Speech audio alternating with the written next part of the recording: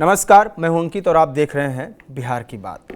बिहार चुनाव परिणाम कल आने वाला है, लेकिन इस बीच जो एग्जिट पोल्स आए हैं उससे अलग तेजस्वी यादव का रुख दिख रहा है। तेजस्वी यादव कॉन्फिडेंट हैं, जीत को लेकर पूरे कॉन्फिडेंट हैं। वो कह रहे हैं कि सरकार उनकी ही बनेगी। तो इस कॉन्फिडेंस के पीछे वजह क्या हो सकती है? ऐसा कौन सा एनालिसिस है उनका, कौन सा सर्वे है, क्या सपोर्ट है जिससे तेजस्वी यादव ऐसा कह रहे हैं? इस पर बात करेंगे, फिर हम समझेंगे क्या वाकई में जो तमाम एग्जिट पोल आ रहे हैं इससे इतर बिहार चुनाव का परिणाम आने वाला है।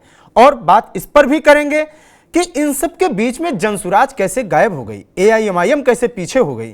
क्या प्रशांत किशोर वाकई में संन्यास लेंगे, जो कि कह चुके हैं कि 25 से ज्यादा सीटें अगर आती है नीतीश कुमार की तो हम संन्यास लेंगे। लेकिन एग्जिट पोल्स में, कई पोल्स में तो यह तक दिखाया जा रहा है कि बीजेपी से भी ज्यादा नीतीश कुमार आ सकते हैं, और जिनमें नहीं भी दिखाया जा रहा है, किसी में भी 25 से कम फिलहाल नीतीश कुमार को नहीं दिखाया जा रहा है। तो हम बात करेंगे, इसके साथ ही बात करेंगे कि एआईएमआईएम जो लगातार दावा कर रहा था कि हम आरजेडी को बहुत नुकसान पहुंचाएंगे, इन एग्जिट पोल्स में एआईएमआईएम दूर दूर तक नहीं दिख रहा है। तो फिर क्या असदुद्दीन ओवैसी अब बिहार छोड़ सिर्फ हैदराबाद की पॉलिटिक्स करेंगे? इन सब पर बात करेंगे। लेकिन एग्जिट पोल्स पर क्या प्रतिक्रियाएं आई हैं पहले उनको सुन लेते हैं, उसके बाद फिर हम पूरी चर्चा सुनेंगे और पैनल से जुड़ेंगे। आज की रात एनडीए के लिए भारी है और आज की रात ही विदाई है। कल से नया सवेरा आएगा, नई सरकार आएगा, नौकरी की भरमार वाली सरकार जनता ने चुनी है। कल सारे एग्जिट पोल का एग्जिट हो जाएगा। ये एग्जिट पोल जो भी दिखाए जा रहे हैं पहले भी गलत साबित हुए थे, गलत साबित हुए हैं और कल भी गलत साबित होंगे। राज तिलक की हो गई है तैयारी, अब की सरकार में तेजस्वी की है बारी।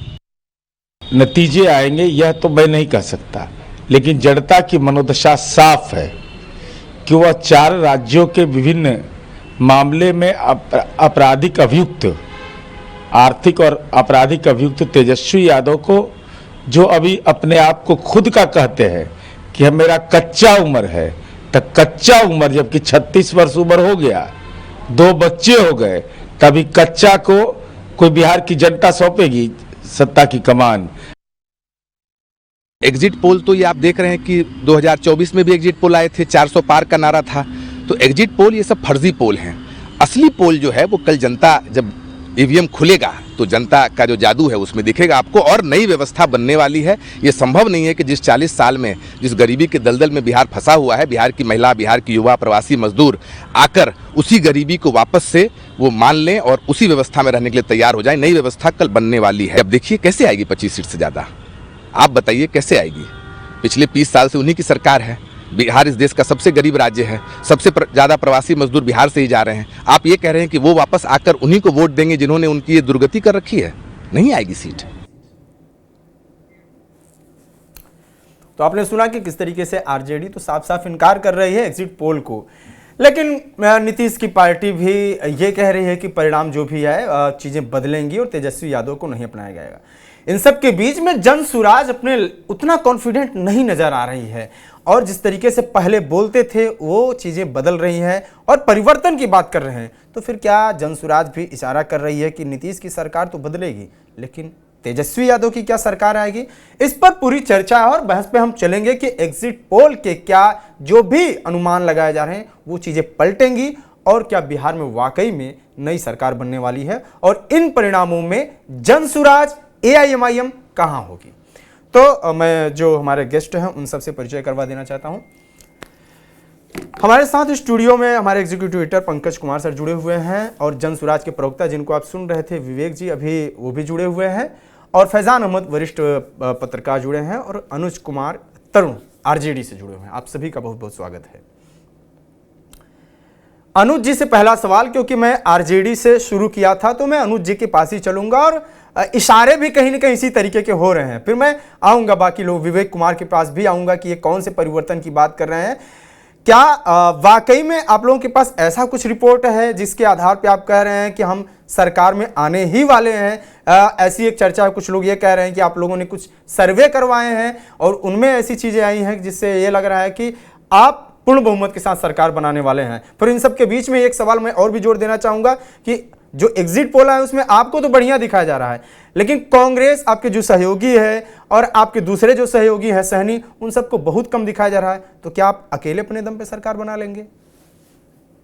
देखिए, सबसे पहली बात है अंकित जी, हम लोग शुरू से ही एग्जिट पोल पे विश्वास नहीं करते। अगर आप मुझे अभी जीता हुआ दिखा देंगे तो भी मैं विश्वास नहीं करूंगा। मैं खुद पढ़ने लिखने वाले आदमी हम लोग हैं और हम खुद रिसर्चर हैं, तो हम समझते हैं कि रिसर्च क्या होता है और 10 मिनट और 15 मिनट और 1 घंटा का रिसर्च क्या होता है। ठीक है, और एग्जिट पोल का इतिहास भी लगभग यही रहा है। ठीक है, चाहे बंगाल का चुनाव देख लीजिए, दिल्ली का चुनाव देख लीजिए, पिछला विधानसभा बिहार का ही चुनाव देख लीजिए, लोकसभा का चुनाव देख लीजिए, तो हमको मालूम है जन्नत की हकीकत। हम सर्वे में विश्वास नहीं करते कौन किसको जिता रहा है, किसकी सरकार बना रहा है। देखिए, हमारे लिए महत्वपूर्ण है जिन मुद्दों के साथ हम जनता के बीच में थे, है ना, रोजगार, महंगाई, बढ़ता हुआ अपराध, किसान, सिंचाई, दवाई, कमाई, महंगाई, ठीक है ना, हम इस सारे मुद्दों के साथ थे और जनता के बीच में थे। और जनता के बीच में हमारे लोग हैं, हमारे कार्यकर्ता हैं, हमारे चाहने वाले लोग हैं, उनका जो फीडबैक आ रहा है, ठीक है ना, कि सर हम चुनाव जीत रहे हैं, तो उसके आधार पर हम कह रहे हैं कि हम सत्ता में आ रहे हैं और भारी बहुमत से आ रहे हैं, ठीक ठाक बहुमत से आ रहे हैं। एक चीज बताते हैं आपको, मैं एक सारा आपका फीडबैक आप कह रहे हैं कि पब्लिक का आ रहा है, पंकज सर जुड़े हुए हैं। नहीं, एक चीज बताता हूँ सर। आप एक चीज बताइए, मैं एक सवाल आपको छोड़ दे रहा हूँ कि अगर ये एग्जिट पोल वाले जो बता रहे हैं आंकड़े, इन्होंने कहीं ब्रेकअप दिया है क्या? किस क्षेत्र से कौन जीत रहा है, कौन पार्टी कितना जीत रहा है, कहाँ से क्या हो रहा है, कोई ब्रेकअप क्यों नहीं दे रहे? खाता तो आप देखिए, अभी तो कल ही टुडे का भी आया और कई सारे आए हैं, सीट बाय सीट भी। नहीं, अभी तक जो जिस दिन मतदान हो ही रहा था, अभी खत्म भी नहीं हुआ, तो लोग पंक्ति में लगे हुए थे। और यहाँ है जो कि एग्जिट पोल में अनुज जी, हम एग्जिट पोल को सही कह भी नहीं रहे। हम केवल आपसे पूछना चाह रहे हैं कि आपके कॉन्फिडेंस का आधार क्या है, आपके पास ब्रेकअप है क्या? आप एग्जिट पोल पे भरोसा नहीं करते, आप सर्वे पे भरोसा नहीं करते, लेकिन मेरे पास जानकारी है कि आपने खुद सर्वे करा है और आपके सर्वे के मुताबिक 103 सीटें एनडीए को जा रही हैं, 132 सीटें महागठबंधन को मिल रही है और 8 सीटें अन्य को मिल रही है। तो आप जो कह लीजिए, हो सकता है आपको पता नहीं हो, बड़े नेताओं ने कराया हो, लेकिन आपने भी कराया और हर पार्टी कराती है। भले ही आप कह लें भरोसा नहीं है आपका, ये एक अपने को तसल्ली देने वाली बात है, लेकिन सर्वे हर पार्टी कराती है, एक इंटरनल भी होता है, बाकी अलग अलग एजेंसीज कराती हैं। हमने सर्वे नहीं किया है, अनुज जी, इसलिए हम किसी सर्वे पे दावा नहीं कर सकते सही है या गलत है। हम सिर्फ आपसे सवाल कर रहे हैं कि आप किस आधार पर कॉन्फिडेंट हैं कि आप सत्ता में आ रहे हैं। बस हमारा सवाल यही था आपसे। बिल्कुल, अब ये जायज सवाल है, मैं इसका स्वागत करता हूँ। देखिए, बिल्कुल सही बात है, हर पार्टी अपना फीडबैक लेती है, हर पार्टी सर्वे कराती है। उन सर्वों के आधार पे, और हमने पहले भी कहा कार्यकर्ताओं जिन्होंने मेहनत किया उसके आधार पे हम कह रहे हैं कि हम जीत रहे हैं। इसका सब महत्वपूर्ण एक और बताता हूँ, टेक्निकल चीज बताता हूँ। पिछला चुनाव का अगर आप आकलन करेंगे तो बिल्कुल है जो कि लगभग 11,500 वोट का अंतर था, ठीक है ना, जबकि उस समय जब उनके पास मुकेश साहनी भी साथ में थे, ठीक है, और उस समय आईपी गुप्ता भी के जो वोटर हैं, कोर वोटर है, वो भी उनके साथ थे। अब बताइए कि मुकेश साहनी आज महागठबंधन में शामिल हैं, आईपी गुप्ता जो अपने वोटर पे बिल्कुल प्रभावशाली प्रभाव रखते हैं कि जहां वो कहेंगे वहां उनका प्रभाव चलेगा, वो पान तत्वा समाज भी आज है जो कि गठबंधन के साथ है, ठीक है। इसके अलावा जो बहुत सारे जो युवा हैं, जो बेरोजगार युवा हैं, महिलाएं हैं, नौकरी के नाम पर बहुत बड़ी संख्या में हमारे साथ जुड़े हैं। फिर आप कैसे कह रहे हैं कि भाई ये आंकड़ा है जो कि उनकी तरफ एकदम एक तरफा दिखा रहा है? तो हमारे पास जो फीडबैक है वो हम लगभग, हमारा जो है, हम 135 से 45 के बीच में हम जीत रहे हैं और सरकार बनाने जा रहे हैं। आप 135 145, ये आपका पर्सनल जो फीडबैक कह रहा है। मैं विवेक के पास चलूंगा, जनसुराज के प्रवक्ता जुड़े हुए हैं। विवेक, आप बोल रहे हैं कि व्यवस्था परिवर्तन होने वाला है, सत्ता परिवर्तन होने वाला है, क्या आप भी मानते हैं जो कह रहे हैं आरजेडी के प्रवक्ता कि फिर आपका इशारा क्या है? कि आप अपने लिए बोल रहे हैं कि आप 150 पाने वाले हैं? इशारा क्या है आपका? देखिए, हमारा इशारा किसी तरफ नहीं है। आप इस बात को लॉजिकल देखिए, जो पंकज जी बोल रहे हैं। लॉजिकल बात यह है कि भाई 5 करोड़ से ज्यादा लोगों ने वोट किया है। अब कोई व्यक्ति ऐसा तो है नहीं, कोई साइंटिफिक एग्जिट पोल हुआ नहीं है कि आपने जाकर एक बड़े सैंपल साइज से पूछा, जब इतने सो कॉल्ड विश्लेषक को यही मालूम नहीं चला कि भाई इतने बड़े रिकॉर्ड वोटिंग हो रही है। क्या आपको किसी ने बताया अंकित जी कि बिहार में आजादी के बाद सबसे ज्यादा वोटिंग हो रही है? ये जो माइक लेकर एग्जिट पोल कर रहे होंगे, इनको मालूम तो चलना चाहिए था कि भाई बिहार में तो रिकॉर्ड वोटिंग हो रही है। किसी ने कवर ये तो डेली चर्चा का विषय है, हम भी आपसे चर्चा कर चुके हैं, इसमें क्या नया है? और ना हम भी बताए हैं कि रिकॉर्ड वोटिंग है ना। फेज 1 के बाद फेज 2 में भी किसी ने नहीं बताया कि इस बार और ज्यादा होगा। तो जब लोगों को यही नहीं पता चल रहा है कि इतने बड़े संख्या में लोग वोट करने जा रहे हैं, तो किसको दबा कर आए हैं बटन, ये हमारी जानकारी में तो नहीं है। तो पहली बात तो ये, हम ये जरूर कह सकते हैं कि भाई व्यवस्था परिवर्तन होगा। वही व्यवस्था नहीं चलेगी जो चलती आ रही है। अब वो किस तरफ रुख लेगा, किसकी सरकार बनेगी, ये 14 तारीख को मालूम चलेगा। हमारे पास कोई ऐसा तंत्र इंटरनल सर्वे नहीं है। हम जो पहले कह रहे थे उसी पर आज भी हैं, अर्श या फर्श। या बिहार की जनता कहेगी कि भाई आप जो काम रोड पर कर रहे थे उसको 5 साल और करते रहिए, तो 14 के बाद एक दिन का भी इंतजार नहीं करेंगे, 15 तारीख से ही उस काम में लग जाएंगे। या बिहार की जनता कहेगी नहीं भाई आप सत्ता में। मैं आपको इस अधूरे सवाल के साथ मैं वापस आऊंगा विवेश, बस 1 मिनट माफी के साथ रोकना चाहता हूं। आदिल शायद बहुत कम समय के लिए जुड़े हुए हैं, तो आदिल AIMIM के हैं, और चूंकि जिस तरीके से सीमांचल में पूरी पॉलिटिक्स और ये लोग काफी ज्यादा जोर शोर के साथ सीट शेयरिंग के लिए पूरी लड़ाई लड़े, जाके ढोल पहुंचे तेजस्वी यादव के घर के सामने और इन्होंने अपना विरोध किया कि हमको सीट चाहिए। लेकिन आदिल जी, अब तो आपकी ताकत तो वो दिखाई दे रही, ठीक है आप एग्जिट पोल को नहीं मानते हैं, लेकिन आपका अपना क्या ओपिनियन कहता है? क्या आप वाकई में पिछले रिकॉर्ड को छू पाएंगे, या फिर यही होगा जिस तरीके से महागठबंधन मानते हैं कि वाकई में आप उतने ताकतवर है नहीं, पिछली बार गलती हो गई थी, इस बार आप नहीं आने वाले हैं? इंशाअल्लाह ताला इस बार ज्यादा मजबूती से जीतेंगे। पिछले बार भी एग्जिट पोल नहीं दे रहा था, इस बार भी नहीं दे रहा। एग्जिट पोल के भरोसे नहीं, अल्लाह के भरोसे और अवाम के भरोसे। अल्लाह ने चाहा तो इंशाअल्लाह मजबूती से चुनाव लड़े, और अल्लाह ने चाहा तो कामयाबी जरूर मिलेगी इंशाअल्लाह ताला। मजलिस इत्तेहादुल मुस्लिमीन किसी के मोहताज नहीं है, अवाम के बीच हमेशा रहे, काम किए, हक की बात बोले, सीमांचल की लड़ाई लड़े हैं, मुसलमानों की, पिछड़ों की, दलितों की, सबकी लड़ाई लड़े, सीमांचल की बदहाली की लड़ाई लड़े। नहीं, पर आदिल भाई अब तो आप चुनाव लड़ नहीं रहे हैं, कल आपका परिणाम आएगा। आज आपकी व्यस्तता किस बात की है मैं समझ नहीं पा रहा हूं। कहीं ऐसा तो नहीं लग रहा कि आपका बूथ वोट कोई ले उड़ेगा? इस बात का डर तो नहीं है आपको सीमांचल में? पहली बात। दूसरी बात, मैं ये तो ऑन लाइटर नोट में आपसे बात कर रहा था। दूसरी बात मैं आपसे ये पूछना चाह रहा हूं कि लोगों को ऐसा लगा कि भाई आपके विधायक आपके साथ रह नहीं पाते हैं, जाते हैं फाइनली आरजेडी में ही, तो आपको वोट क्यों किया जाए? और इसीलिए लोगों ने महागठबंधन को वोट कर दिया, आरजेडी को वोट कर दिया। कुछ कहना चाहेंगे इस पर? अरे पंकज साहब, कल काउंटिंग है, काउंटिंग की भी तैयारी होती है। जहां जहां जिला हेडक्वार्टर में काउंटिंग होता है, जहां मैं बलरामपुर में हूँ, यहाँ से 70-80 किलोमीटर दूर कटिहार है। सुबह 6-7 बजे से काउंटिंग शुरू होगी, उससे पहले लोग को व्यवस्था करना पड़ता है।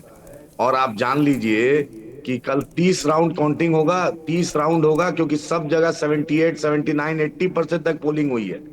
तो जब पोलिंग ज्यादा होगी तो तैयारी भी ज्यादा करना पड़ेगा।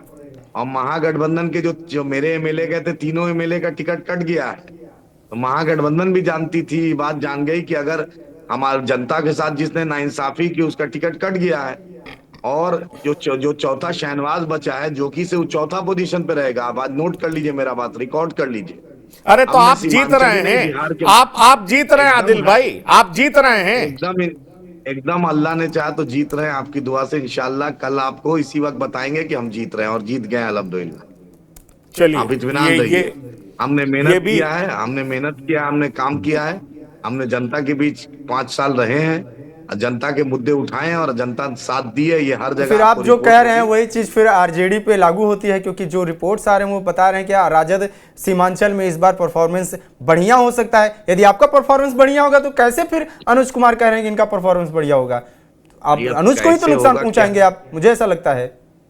हम अनुज जी का राजद का कोई बपौती है क्या? सीमांचल किसी का, सीमांचल किसी का बंधुआ मजदूर है क्या? हाँ, सीमांचल की जनता फैसला करेगी। पटना और दिल्ली कब तक फैसला करेगी? तेजस्वी यादव सीमांचल के लिए किए क्या है? सीमांचल डेवलपमेंट बोर्ड की बात किए थे, काहे नहीं दिए? सीमांचल की बाढ़ की तबाही क्यों नहीं रोके? सीमांचल का पलायन क्यों नहीं रोके? सीमांचल के नदी कटान क्यों नहीं रोके? सीमांचल में पुल पुलिया की जरूरत थी, क्यों नहीं किए? सीमांचल डेवलपमेंट बोर्ड की बात किए थे, पूर्णिया हाईकोर्ट बेंच की बात किए थे, नहीं, सीमांचल को पर उपराजधानी ऐसा की बात किए थे, क्यों नहीं किए? सीमांचल के आदिल उन्होंने साहब, क्या किया? ऐसा आप इसलिए बोल रहे हैं क्योंकि उन्होंने आपका साथ नहीं लिया। अगर साथ लिए होते तो आप उनके तारीफ में पंकज कसीदे भाई, पढ़ रहे होते। जैसे जन स्वराज भाई पार्टी सुनिए। सबके विरोध में बोलती है तो बात समझ में आती है, लेकिन आप तो उनसे अलायंस चाहते थे। तेजस्वी यादव नहीं आए, तेजस्वी यादव बुरे हैं, तेजस्वी यादव ऐसे हैं, तेजस्वी वैसे हैं, ये हर बात मान लिया। पर कल तक तो आप उनसे अलायंस चाहते थे। अलायंस के लिए आप ढोल नगाड़े बजा के उनके दरवाजे पर गए थे।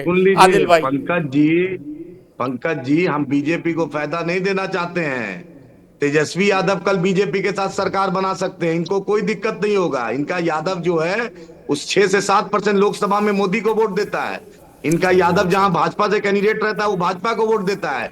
लेकिन मुसलमानों की दाढ़ी, बॉम्ब लिंचिंग, हिजाब, बुर्का पे हमला होता है। हम इसलिए मुस्लिम वोट का डिवीजन नहीं चाहते थे। हम इसलिए नहीं, आप कह सकते हैं तेजस्वी बीजेपी के साथ जा सकते हैं। हालांकि तेजस्वी हमेशा अपनी बातों में कहे हैं कि बिहार में कोई एक पार्टी है जो बीजेपी के खिलाफ खड़ी है और हमेशा से खड़ी है, वो तेजस्वी की रही है। सुनिए अंकित भाई, सुन लीजिए। तेजस्वी यादव बच्चा है। 1990 में लालू जी 34 भाजपा के एमएलए के समर्थन से सरकार बनाए थे। किस तेजस्वी यादव की बात कर रहे हैं? किस राजद की बात कर रहे हैं? इनकी शुरुआत जो लालू जी मुख्यमंत्री बने थे तो 34 एमएलए भाजपा का समर्थन से सरकार बनाए थे।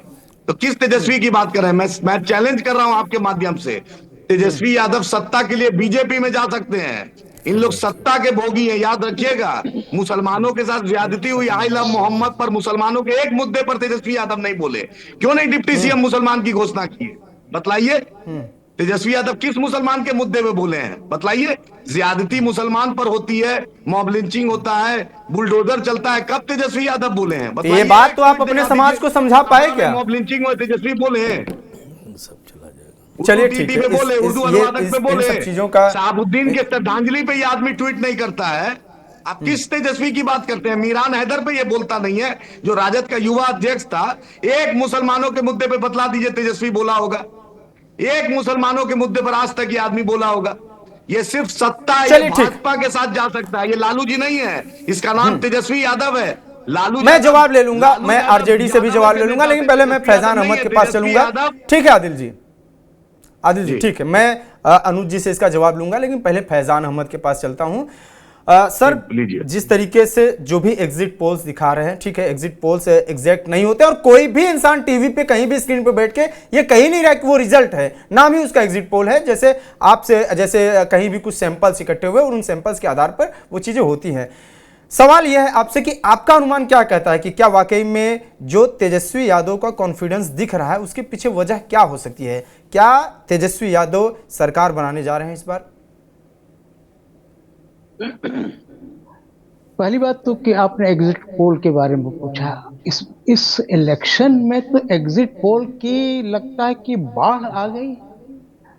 इतने एग्जिट पोल तो कभी नहीं हुआ करते थे। 3, 4, 5 इससे ज्यादा तो नहीं होते थे, लेकिन इस बार तो लगातार एग्जिट पोल्स के फिगर्स आ रहे हैं। खैर, मुझे भी एग्जिट पोल पर बहुत ज्यादा भरोसा नहीं है, लेकिन फिर भी एक रुझान की बात होती है, एक ट्रेंड की बात होती है, और आदमी जो फील करता है फील्ड में उसकी भी एक बात होती है। पर आपका जो मेन सवाल है कि तेजस्वी यादव अपनी जीत को लेकर इतना कॉन्फिडेंट क्यों है? मुझे लगता है कि ये कुछ साइकोलॉजिकल रीजन है। मैं साइकोलॉजिकल रीजन में इसलिए कह रहा हूं कि भाई ठीक है, कल चुनाव के नतीजे आ जाएंगे। एग्जिट पोल परसों शाम में एग्जिट पोल आए तो कल और आज 2 दिन समय मिला एग्जिट पोल को लेकर के बहस हो रही है, उसको उसके खिलाफ में, उसके फेवर में, या जो भी हो रहा है। लेकिन कोई भी लीडर हो, चाहे वो तेजस्वी हो, चाहे नीतीश कुमार हो, या बीजेपी के कोई लीडर हो, या कांग्रेस के लीडर हो, कोई भी लीडर अपनी पार्टी के बारे में ये नहीं कहेगा आज शाम तक ये नहीं कहेगा कि हमारी पोजीशन कमजोर है या हमारी सीटें घट रही हैं या हम पावर में नहीं आ रहे हैं या हम पावर से बाहर जा रहे हैं, कोई नहीं कहेगा। हर लीडर यही कहेगा कि हम जीत रहे हैं और बड़ी जीत की तरफ हम जा रहे हैं, हमारी सीटें बन रही हैं, हमारी सरकार बन रही है।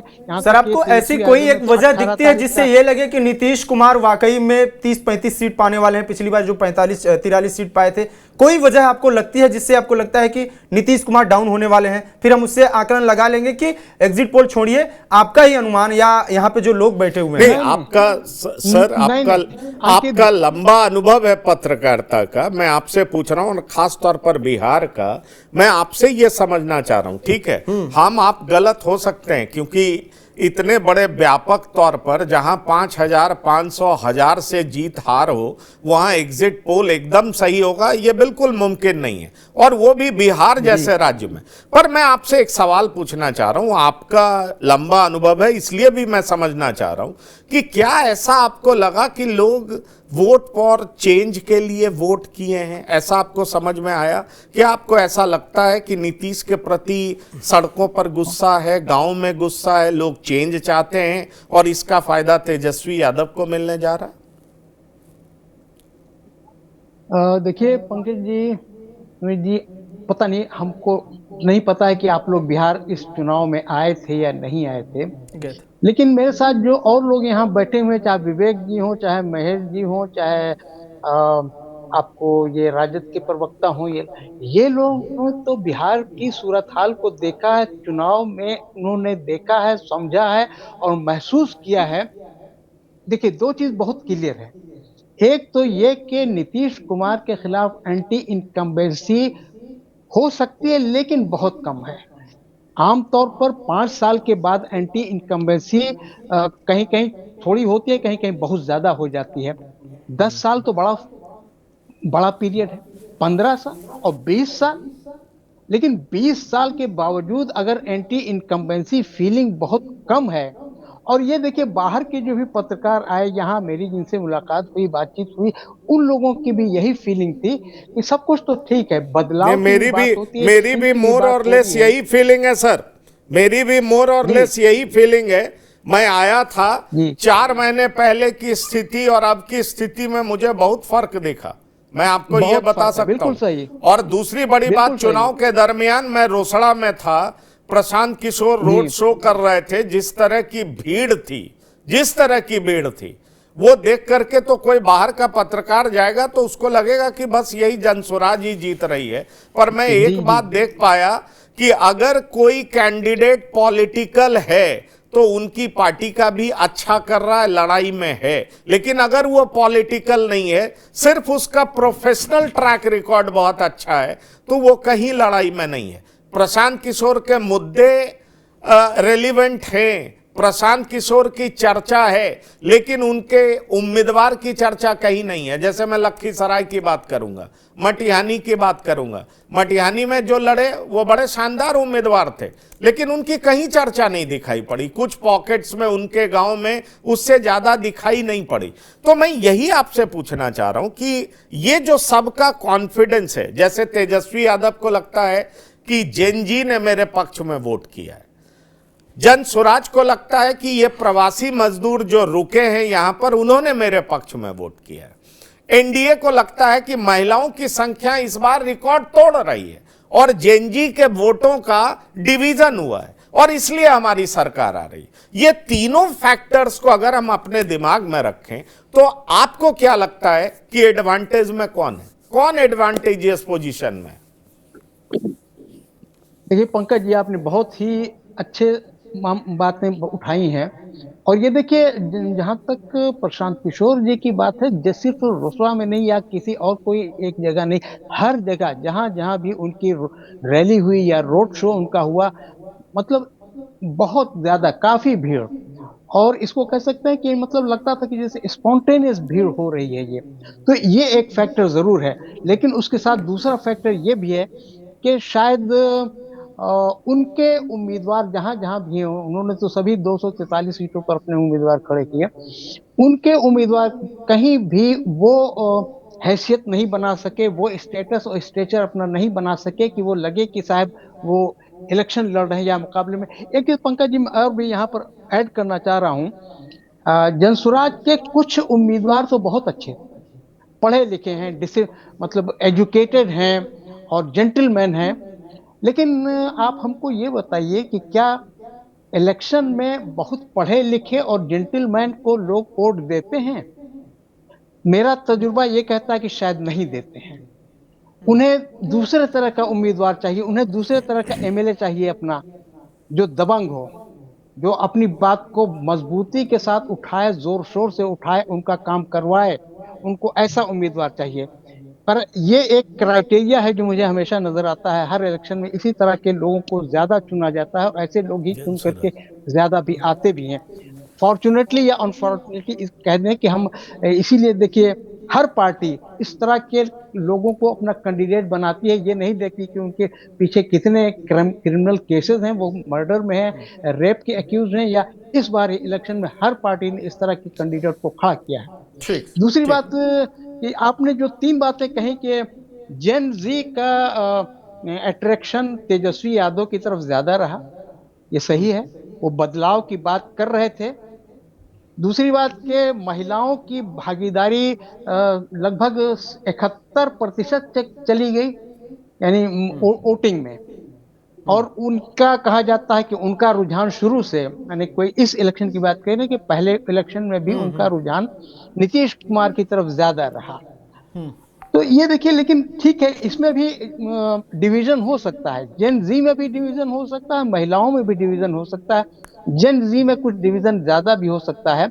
और एक चीज आपने और भी कही कि जो बाहर के जो कामगार, जो मजदूर जो बाहर में काम करते हैं, वो आए, छठ के टाइम में आए, रुक गए वोट देने के लिए, वोट देने के बाद ही वो वापस गए हैं। हालांकि ऐसी बात नहीं, वो लोग वापस भी गए हैं और फिर दोबारा भी आए हैं, क्योंकि बहुत गाड़ियां और बसें भर भर कर हरियाणा और पंजाब की तरफ से आई हैं, तो वो कौन लोग हैं जो वापस चले गए तो वो फिर लौट कर आए हैं, वोट देने के लिए ही आए हैं। देखिए, अभी यहाँ पर ये कहना बड़ा मुश्किल है कि भाई ये महिलाओं की जो इतनी बड़ी भागीदारी हुई, इतनी बड़ी हिस्सेदारी हुई वोटिंग में, वो किसके पक्ष में गया।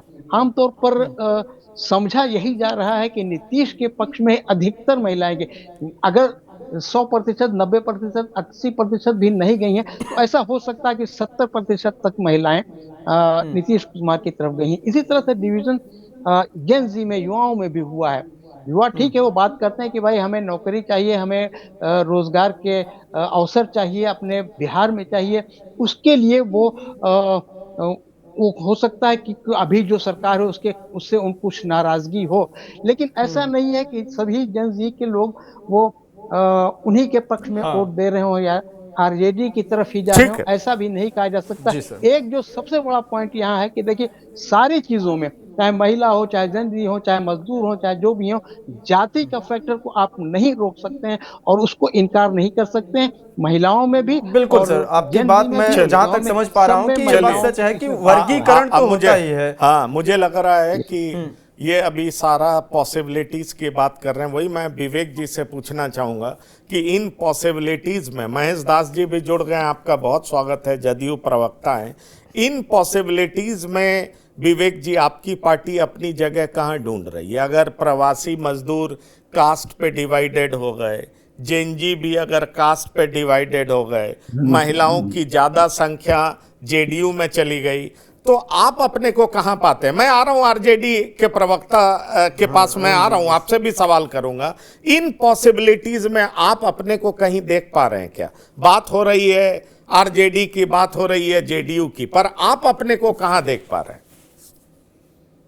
पंकज जी, देखिए, ऐसा है कि आप पत्रकार हैं और न्यूज चैनल चलाते हैं, हो सकता है उसमें किसी दिन आपको व्यूज नहीं आए, कभी व्यूज आए। आपने इस चैनल को इसलिए खड़ा किया है कि भाई इस चैनल के माध्यम से एक नई पत्रकारिता की बुनियाद खड़ी की जाए। हम अपने आप को जनता के बीच में पाते हैं, जो पहले भी कह रहे हैं कि यहाँ पर कोई चुनाव जीतकर एमएलए, एमपी और मंत्री नहीं बनने आए थे। हम लोग कोई नौमा फेल और सड़क पर इंतजार कर रहे थे कि राजनीति जिसको कोई नहीं पूछ रहा है, चलो बिहार में राजनीति करें। हम लोग यहाँ की राजनीति को बदलने आए थे, और उसको बदलते हुए ही नजर आपको आएंगे अगले 5 साल में। कहीं नहीं जा रहे हैं। जिस तरीके से मजबूती से आज लड़े हैं, जनता जो भी जनादेश देगी, कहेगी भाई सरकार बनाओ तो सरकार बनाएंगे और व्यवस्था बदलेंगे। कहेगी भैया आप विपक्ष में बैठिए तो विपक्ष में बैठेंगे। कहेगी भैया आप सड़क की राजनीति कीजिए तो सड़क की राजनीति करेंगे।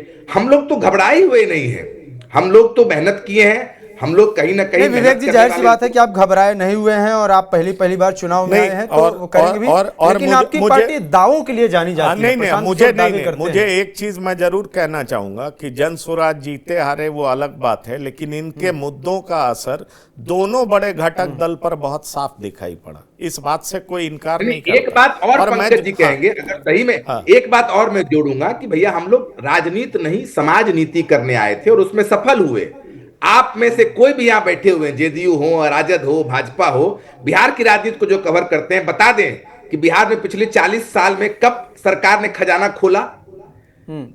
आप समझ लिए, बाबा साहब कह के गए कि लोकतंत्र में सबसे बड़ी ताकत होती है जब नेता के मन में जनता का डर हो। वो जनता का डर नेता के मन में खत्म हो गया था। जनसुराज की सबसे बड़ी जीत है कि नेताओं में जनता का डर वापस से हम लोगों ने स्थापित कर दिया है कि भाई काम नहीं करोगे तो खाली जाति और धर्म पर बात नहीं बनेगी। सत्ता से बाहर तो हर बार चुनाव के टाइम में चाहे वो नीतीश आरोप लगाते हैं सरकारों पर। एक मिनट, चाहे वो नीतीश कुमार हो, जेडीयू हो, भाजपा हो या तेजस्वी हो, झूठी सही रोजगार की बात तो कर रहे हैं, पलायन रोकने की बात तो कर रहे हैं। आप मुझे एक क्लिप दिखा दीजिए अपने चैनल पर कि कब हुआ ऐसा पिछले 20 साल में, तुम्हें मान लो। महेश जी काफी देर से वेट कर रहे हैं। मैं आपके पास एक बात, बहुत मीडिया के लोग सोच रहे हैं कि आप इनको दबोच लेंगे। अरे हम लोग बहुत खुश हैं, बदल दिए बिहार की राजनीति और 5 साल यही खुट्टा बांध कर रहेंगे और देखिए कि जो भी जनता का आदेश होगा उसको करेंगे। कहीं भाग नहीं रहे हम लोग। कल बड़ी मैं इस प्लेटफॉर्म से कह सकता हूं कि आपकी राजनीति का असर बिहार की राजनीति पर निश्चित पड़ा है। ये कहने से मुझे कोई गुरेज नहीं है विवेक जी, ये बात आप जान लीजिए। मुझे लगता है कि राजनीति में बने रहने के लिए कुछ सीट भी आपको जीतना पड़ेगा, व्यावहारिक भी होना पड़ेगा। थोड़ा आप केवल प्रोफेशनल रिकॉर्ड देख करके उम्मीदवार नहीं उतार सकते, लेकिन आपके मुद्दे बहुत हावी थे और दोनों गठबंधन पर इसका असर पड़ा है। मैं इस बात को एक्सेप्ट करता हूं जितनी मेरी समझदारी है, इसलिए मैं आपको हारा हुआ नहीं मानता हूं। इनफैक्ट मैं आपको इनकरेज कर रहा हूं। ईवीएम खुलेगा और आपके मुंह पर सरस्वती रहे मेरे ख्याल से। देखिए कल कितनी सीट जीत रहे हैं, 40, 50, 150, क्या पता। ईवीएम खुलने दीजिए। चलिए महेश दास, एक बात करूंगा, लेकिन मैं एक राजनीतिक बात कह दूं। एक सेकंड लूंगा अंकित भाई, आधा सेकंड एक राजनीतिक बात कह दूं कि the match is going to be closer than we expect. कोई वन साइडेड नहीं हो रहा है। कल का चुनाव का रिजल्ट बहुत क्लोज होगा, जितना हम लोग कह रहे हैं वन साइड वो नहीं है। ये बात मैं आपको लिख के बता रहा हूं। ठीक है। आपने ये कहा और कई बार, मैं चलूंगा महेश जी के पास, कई बार ये कहा प्रशांत किशोर ने और आपका मैंने बाइट भी चलाया अभी कि 25 से कम सीटें आएंगी। कल रिजल्ट आने वाला है, क्या आप तैयार हैं उस चीज के लिए? भाई प्रशांत जी ने कहा 25 से कम सीट आएगी तो राजनीति छोड़ देंगे, तो हम तो राजनीति कर ही नहीं रहे, हम तो समाज नीति और लोक नीति कर रहे हैं। क्या बोल रहे हैं भाई? अच्छा कैंडिडेट है। ठीक है महेश दास जी जवाब। महेश जी, ये सवाल है कि अब ये कह रहे हैं कि राजनीति कर ही नहीं रहे हैं, ये तो समाज का कार्य कर रहे हैं। अब यानी कि ये अब मान लिए हैं कि 25 से कम आपकी सीट नहीं आने वाली है। आपकी प्रतिक्रिया क्या है इस पर? देखिए अंकित जी, मैं तो पहला सवाल यही करने वाला था, लेकिन पहले ही छोड़ के चल दिए। वैसे भी चुनाव के बाद ये फिर से बिहार छोड़ के भागने वाले हैं, इसमें कहीं कोई ये नहीं है। और इनके जो नेता हैं, इनके पार्टी में कोई पद पे नहीं है, लेकिन इनको भी राजनीतिक चॉकलेट खिलाने वाले हमारे ही पार्टी है और हमारे ही नेता इनको चॉकलेट खिलाए थे। खैर, इनको शुभकामनाएं। ये 5 साल फिर बने रहे, लेकिन हमें उम्मीद नहीं लगती है कि ये 5 साल बने भी रहेंगे। आप लोगों ने इनको बहुत जगह दिया है, लेकिन बस आप ही के जगह पे कायम रह गए, जनता के बीच ये नहीं जा पाए। और देखिए, बिहार की जनता बखूबी समझती है कि किसको चुनना है, किसको नहीं चुनना है। और खासकर बिहार की जनता तो देश को रास्ता दिखाती है, तो बिहार की जनता तो बहुत ज्यादा ही सतर्क और सजग। जो आप बोल रहे हैं वही बात आरजेडी बोलती है कि आप लोग जनसुराज को चॉकलेट खिलाए हैं। आरजेडी भी वही बात बोलती है अभी आप जो बोल रहे हैं। ये तो विवेक बी टीम। आवाज सर आपकी डाउन हो गई है। अनुज जी शायद जाने वाले हैं, मैं आ रहा हूं 1 मिनट बस। अनुज जी, विवेक ने भी कहा कि ठीक है, हम तो सामाजिक पार्टी हैं, हम हमारा जो दावा था कि हम पार्टी राजनीति नहीं करेंगे, हम सामाजिक कार्य करेंगे बिहार में। और महेश जी बोल रहे हैं, तो आपकी इस पे क्या प्रतिक्रिया है? आप फाइनल प्रतिक्रिया दीजिए, फिर मैं अपने बाकी 2 मेहमानों के पास, क्योंकि ज़्यादा मौका उनको नहीं मिला है, मौका कम मिल पा रहा है। मुझे लगता है कि आप उत्सुक हैं जाने के लिए बार बार। बताइए। म्यूट है सर आवाज। मैं क्षमा चाहूंगा। हाँ। नहीं, आवाज जा रही है मेरी? आ रही। हाँ, देखिए मुझे एक मीटिंग में जाना है, इसलिए मैं थोड़ा क्षमा चाहता हूँ। देखिए, कुल मिला के आज क्या प्रतिक्रिया देना, लोकतंत्र है, हर किसी को अधिकार है जनता के बीच में जाना और जनता के बीच में काम करना। जनसुराज भी अपने लोकतंत्र के अधिकार के तहत आए हैं, वो जनता के बीच में। वो अलग बात है जनता स्वीकार करती है नकारती है। अब देखिए, काउंटिंग में है जो कि 24 घंटा से भी कम का समय रह गया है। अब बहुत सारे मुद्दों पर आरोप प्रत्यारोप का दौर नहीं है। अब जो भी वादे थे, जो भी जनता का मुद्दा था, सब ईवीएम में बंद है। ठीक है ना? तो अब तो बस आप मुझे शुभकामनाएं दीजिए, मैं भी नहीं, हम आपको शुभकामनाएं देते हैं, पर एक बात का जवाब देते जाइए, जनसुराज से आपको फायदा हुआ है या नुकसान, जरा ये भी बताते जाइए। नहीं, देखिए, फायदा नुकसान लोकतंत्र में क्या, अब रिजल्ट आ जाना दीजिए, फिर उसका विश्लेषण करेंगे, फिर क्या है क्या नहीं है। अभी इतना जल्दी क्या करना। चलिए, बिना परिणाम आए। अब लगता है कि पॉलिटिकल मूड से बिल्कुल अब सच्चाई की तरफ बढ़ गए हैं पॉलिटिशियंस। इसलिए देखिए, विवेक जी कह रहे हैं कि हम राजनीति नहीं समाज नीति कर रहे हैं। सही है, विवेक जी सही कह रहे हैं। मुझे यही लग रहा था कि विवेक जी आखिर में यही कहेंगे। पंकज जी, एक लाइन में जोड़ना चाहूंगा, एक लाइन बस, एक लाइन अंकित भाई। पंकज जी, मैं ये कहूंगा कि टाइगर अभी जिंदा है, पीछे चल रहा है। ये टाइगर पहला 2-3 चुनाव हारे थे ये टाइगर, और ये टाइगर 1995 के बाद टाइगर चुनाव लड़े नहीं है। तो Bihar longest serving chief minister lost his first 3 election and has not been fighting election. ये चुनाव लड़ ही नहीं रहे हैं पिछले 15-20 साल से। तो इसलिए राजनीति में चुनाव जीतना, चुनाव हारना कोई बड़ी बात नहीं है। राजनीति में समाज के साथ जुड़े रहना बड़ी बात है, और वो है असली राजनीति। तो उसमें उतरा आपको उतरे दिखेगा आपको। इस बात का मैं आश्वासन आपके चैनल के माध्यम से दर्शक को देना चाहता हूँ। ठीक है। महेश दास जी जवाब देंगे। हाँ, वही मैं चलता हूँ थोड़ा। ठीक, धन्यवाद। मुझे इन पे कुछ नहीं कहना है। बिहार की जनता ने खुद ही ये तय कर दिया है कि उनको किसके साथ जाना है, और इनको अभी और लंबा संघर्ष करना पड़ेगा। हमें नहीं लगता है कि सर तय कल करेगा, अभी तो आज बात कर रहे हैं। नहीं, एक बात का, प्रशांत किशोर जी का ऑन रिकॉर्ड है, जिस तरीके से आप नहीं सुन लीजिए ना पंकज जी। प्रशांत किशोर जी जिस तरीके से कहते थे कि 25 सीट से कम अगर जेडीयू को ज्यादा आया तो हम राजनीति से इस्तीफा दे देंगे, उसी तरीके से वो कहते हैं कि किसी भी काम को हम 5 से 10 साल से ज्यादा नहीं करते हैं, हम अपना रास्ता बदल देते हैं। तो इनका क्रेडिबिलिटी ना अपने बातों का कोई है, न ही इनका काम का है।